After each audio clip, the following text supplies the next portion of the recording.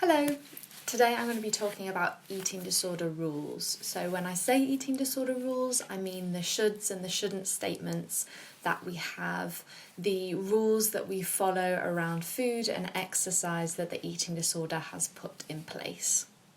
I want to start off by talking about possibly some of the more nuanced ways that rules show up. Sometimes we presume that eating disorder rules will show up as you have to do this amount of exercise, you can't eat X, Y, and Z. You specifically around calories, around certain food groups, but actually there's areas of eating disorder rules that aren't spoken about as much. So for me personally, and sometimes even now I struggle to put it into words, but I had rules around balancing foods, and I'd have a list of foods that I would eat in a day, and then the biggest thing was not repeating food. So it could have been like the healthiest food in the world, if there's such a thing, say spinach. If I'd had spinach once in the day, I couldn't have it again. And honestly, I think that's linked to more OCD behaviours, but I do believe that OCD is strongly linked with anorexia. So there were rules that, again, aren't spoken about as much, but are still there. So eating disorder rules aren't as black and white as calories burnt, calories put in, healthy and unhealthy foods, but can be way more nuanced and go into so many different areas, like I can't have spinach twice a day, that kind of thing. So ED rules cover a whole bracket of different things. So something that I've done throughout my recovery is to start pulling apart why on earth these rules are still in place. Not so much why they're in place, but why did they start in the first place, and why am I still pursuing them? And the more that I questioned the rules, the more that I was like, these rules are a little bit odd. If somebody else came to me and said that they were following these rules, I'd be like, and that kind of made me conclude on this idea that we have within eating disorders almost a logical and illogical side of our brain.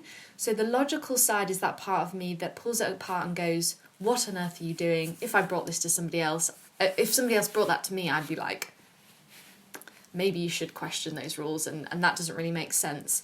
But somehow I always resorted back to them because the illogical side of my brain, or the eating disorders part of my brain, for some reason kept going back to it and couldn't let go of them. And there's this battle almost going on between the logical and the illogical side of your brain. And at the minute, I don't have an answer to that, and that's something that I'm still trying to figure out. So if you have any insights, please do let me know. But that definitely plays into it. And if you're kind of questioning, why am I still following these rules? And it is probably to do with this illogical side taking over. So just a bit of awareness around that.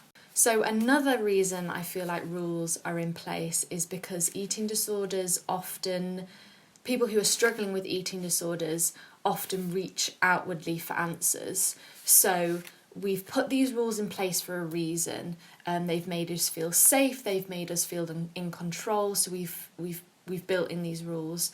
If these rules have been going on for a long time, the idea of taking them away can be quite terrifying. The thought that if I take them away, I don't know what I'm doing.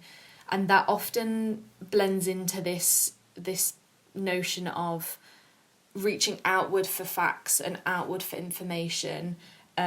We search the internet, going on these deep rabbit holes, the deep dark parts of the internet, going to cookbooks, going to Instagram to try and find new rules or different ways of doing it. It's like, if I don't have these rules, then what am I supposed to do? It's almost as if we stop trusting ourselves, which is a whole video in itself. But if we can't trust ourselves to know what to do around food and around exercise, we'll go outwardly to find those rules. As somebody who struggled with an eating disorder, you get very, very good at following rules. It's almost like a bit of a superpower, your ability to follow rules. So of course you're going to go to like the NHS website and be like, the NHS tells me to do this, so I must do this. But something that I'm trying to learn and have had to learn in the past is that not every rule applies to me. Although I didn't trust myself very much, it didn't mean that something I found on the internet was like more trustworthy. That something that I read doesn't always apply to me, and that rules as somebody who gets very good at following rules, that doesn't mean that every single rule applies to you. That's basically what I'm trying to say, is that, yeah, every rule isn't meant to be followed by you personally.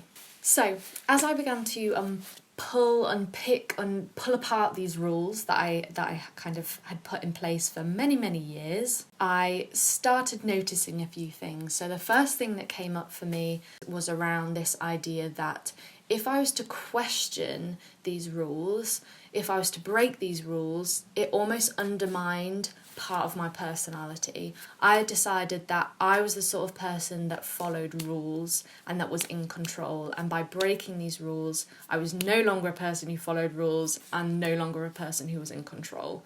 So for me, I think the idea of breaking the rules, or something that was stopping me from breaking the rules, was this idea that it would question who I was. I think that's something that I've really had to work through, is this idea that I am not just here to follow rules. Like, that's not what I want to be known for, somebody who can follow rules the best. Although that felt like such a key part of my personality, it's not something that I want to do or be. Although it made me feel in control, I didn't want to be a controlling person. So breaking the rules was something that I wanted to do rather than... And through questioning it, I realised that, because beforehand I wouldn't have known that, but through questioning I realised that it was because it scared me, the thought that it would question who I was, but actually it wasn't something I wanted to do anyway. And secondly, I knew that if I was to break those rules, it would make me feel really bad. And it didn't matter how I got there or why on earth it made me feel bad, that if I was to question them, to break them, I would feel bad, and I didn't want to do that. It felt like too much effort. I was too tired to have to fight the feeling of breaking those rules.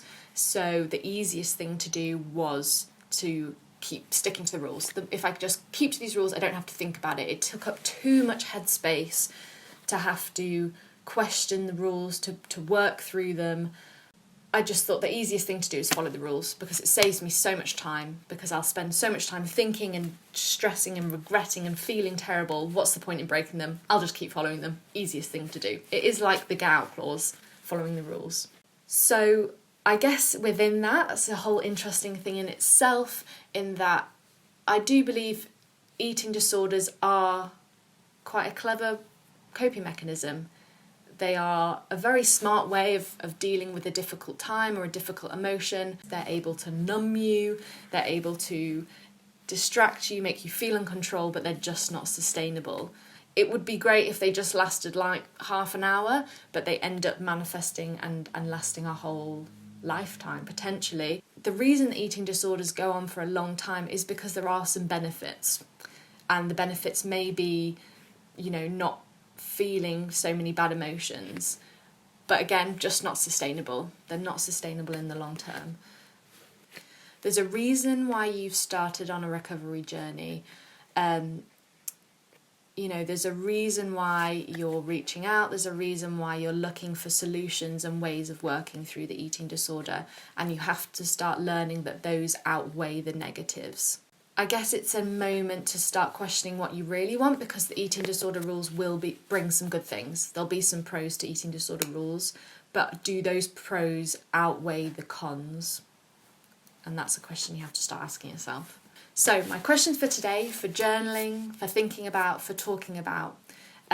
So question number 1. So I just want you to identify a rule that you've put in place. Start with one, as always, and you can always come back to this activity and work through them again, but just pick that first rule, the first thing that comes to your mind, or the first thing that you identify that is causing you the most grief. The second one is asking yourself, why is this rule in place? So taking a minute to really, close your eyes, ask yourself, why am I following this rule? Why is this rule in place? And the third one is to write a pros and cons list to this eating disorder rule, because it's so important to identify the pros and the cons and weigh up them both. By doing that, you're able to identify what you're getting from that rule and what it's taking away. I recommend doing that activity with you know, all the rules that you have in place and going through them step by step. As one comes up, asking yourself, you know, identifying it, asking yourself, why is it there? And then the pros and cons of it.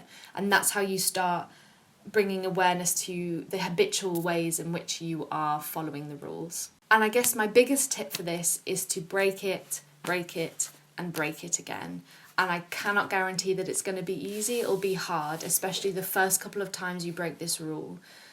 But you have to keep going back to that pros list of all the reasons why this rule is just not benefiting you really in the long run, how it's preventing you from doing certain things or preventing you from even having enjoyment in food and that kind of thing. I'd really recommend not just breaking that rule once, because sometimes it's like, oh cool, done it once, tick, and then you can move on, but actually that rule isn't broken. The more you do it, the more that you will realise that it's broken. So I'd love to hear what's come up for you in this. Let me know kind of any thoughts, any questions, any insights that you've had. I'd love to hear from you. Thank you for watching the video today. See you soon. Bye.